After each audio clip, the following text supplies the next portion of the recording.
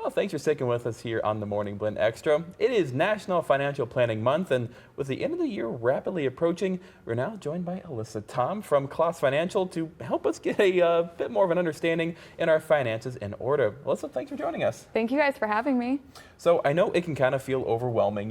We're getting down to the end of the year, and of course, financial planning is pretty important. So what are some of the ways people can go ahead and get the ball rolling? It's a great question. It's never too early to start. I always suggest people interview advisors, find someone they're comfortable with, research their credentials, their background, and make sure that they specialize in what your needs are.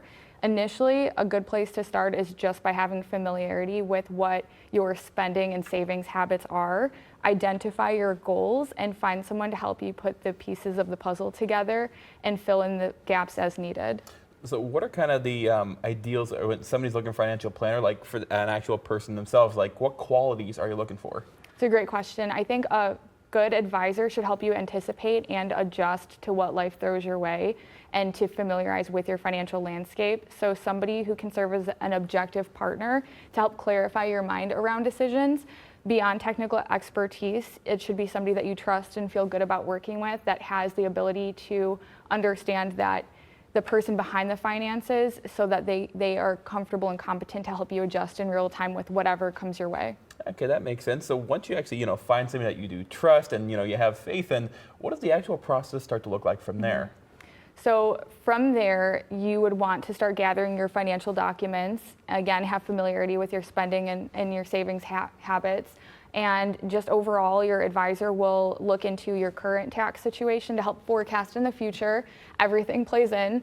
They'll look into your insurance coverage and confirm whether you're adequately covered or maybe suggest that you should revisit it and help kind of look at it holistically, because every little thing that you do plays into your plans, your goals now and later, and it just all should come together so nicely. And it's important working with a fiduciary planner, such as a CFP professional, somebody who's going to look at that holistically as a full picture to get a grasp of your full landscape and not look at any one area in isolation.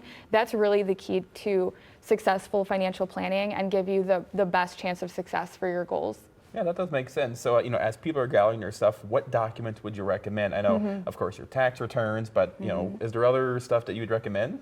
Absolutely. So tax returns are very insightful, but having statements of current accounts such as retirement plans like 401ks, even what you have going for you at the bank, that all comes into play to find whether your investment lineup is the most efficient to help you accomplish your goals and to make sure everything's in line and buttoned up and nothing is overlooked.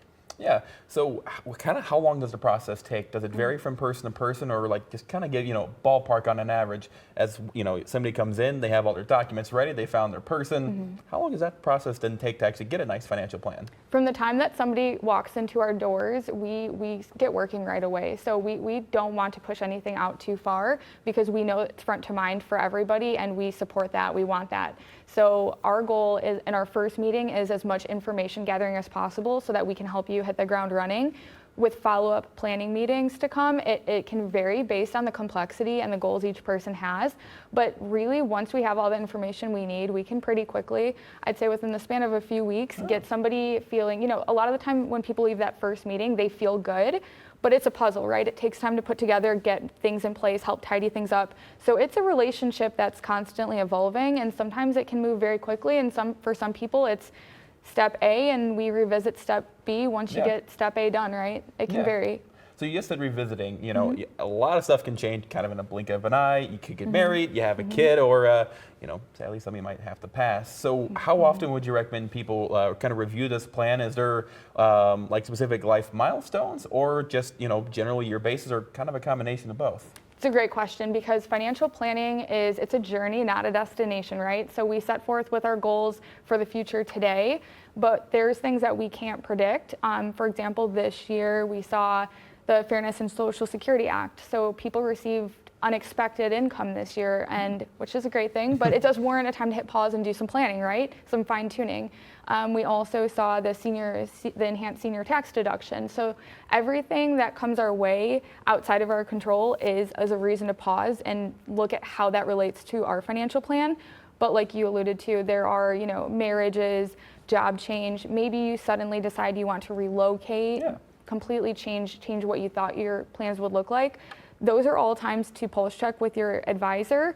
And ideally, if you're meeting with your advisor at least annually moving up toward retirement, they'll have familiarity with your situation, with your financial landscape, so that when something comes your way, we can pivot and in real time help you adjust to stay on track. Okay, that actually makes quite a bit of sense. And of course, we're finally starting to wrap down 2025 with next year yeah, it's hard to believe it's the middle of October already. It's been such a fast year, but of course, with that in mind, a lot of action items kind of need to be dealt with before we get to the end of the financial year 2025 and before we kick off 2026. So can you kind of tell me like what action items people should start kind of being on the lookout for or start thinking about? Wrapping up this year, if you haven't handled your required minimum distribution, if you are someone who has to do so, you're getting near into that window where we want to make sure that's buttoned up. If you're already on top of that, now is a window of time to look at you're in Medicare open enrollment. So even if you're just revisiting your Part D plan, that weighs into your financial plan, right? So it's a good time to meet with a specialist and look at that. It's also a time if you or grandkid or child or someone you care about is college bound, FAFSA opens this month. So doing that sooner than later can help with more preparation leading into next year. Looking ahead to next year, even charitable gifting strategies, income solutions for next year, strategies around that. It's something to pulse check around this time. Do that before you guys leave us for the warmer states. But, Fair enough. Hey, winters are coming. But of course, it is National Financial Planning Month, but it's also National Cybersecurity Month. And I know for a lot of us bank online, so a lot of sensitive details are could potentially be out and about. How do you guys kind of help with cybersecurity, and what are some tips you'd recommend? You guys are going to roll your eyes at this. I know someone out there is. Use the multi-factor authentication. I know it's annoying. I know it's frustrating. The more you can do to prevent information being compromised, it's worth pausing on. We see a lot more and more now than ever. You should be changing your passwords frequently. Don't use the same passwords. Don't put them in a book to carry around. Don't put them here and carry it around with you.